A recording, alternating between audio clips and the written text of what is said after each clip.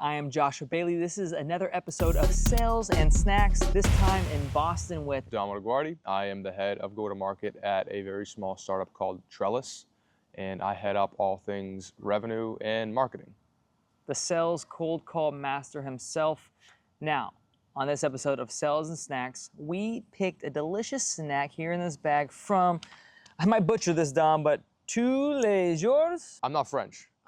Tous les jours, maybe? I have no idea. If you're French, please do correct us. Please do in the comments. That said, we chose a delicious snack today. It is I think this is a coffee bun. a coffee bun of some sort. Now, It's a bit caved in if you can't tell, but that's all right. It was more beautiful and rounded on top when we first got it. that's all right, because it's going to be very delicious. Now, before we take a bite, Dom, Okay. here's how it works, okay? Yeah. We're going to examine the snack, we're going to take a bite, and we're going to give it a rating between 1 and 10. What's your first impression of this baby?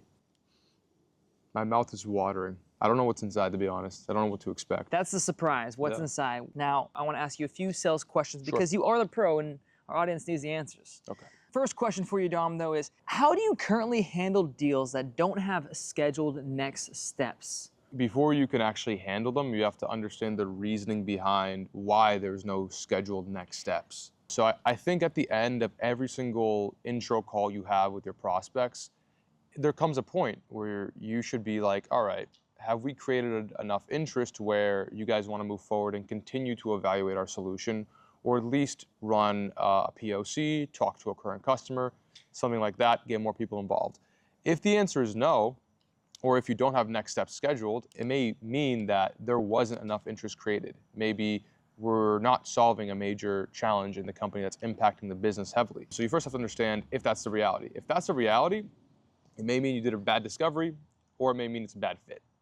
If that's not the reality, and you really do believe that you are solving for a problem that they have that's incredibly impactful to the business, well, you now need to get them back on the horn. Reach back out. I like to send over personalized videos of the tool, but with my face on it, talking about A, the problems that they're having, and then B, the tool and how it solves for those problems, and then maybe throw in a couple of stories, maybe use a couple of like M1s from Medic, right?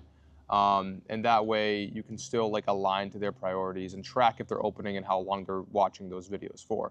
And then if that doesn't happen, you got to keep calling them, you got to keep emailing them, and you should have an extremely transparent exchange where you're like, hey, listen, I know we talked briefly a week ago, right?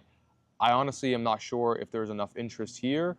From your perspective, what should our next steps be? And no worries if next steps should be that we should just shake hands. Be completely detached and transparent. But that's how I would handle it. Transparency is key, and obviously the personalization, great touch. I love the video idea as well. Now, I have another question for you. I really want to take a bite out of this. I know you do. It's sitting in our hands, melting.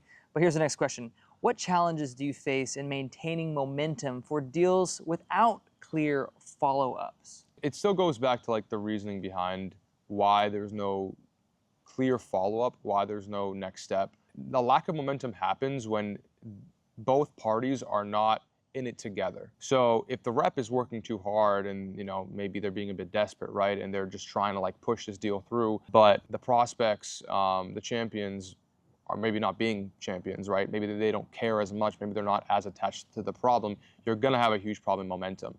At that point in time, if you realize that, hey, the problem we solve for does not align completely with the prospect I talked to, well, now you have to switch gears and talk to other people at that organization. Find out exactly who it does impact the most and who really is trying to make change happen in that org. That's when momentum will start to pick up, right? You gotta get them interested, right? And the only way they're gonna be interested is if you hit home with something that they actually care about, whether it's a huge problem or a huge change they're trying to push out.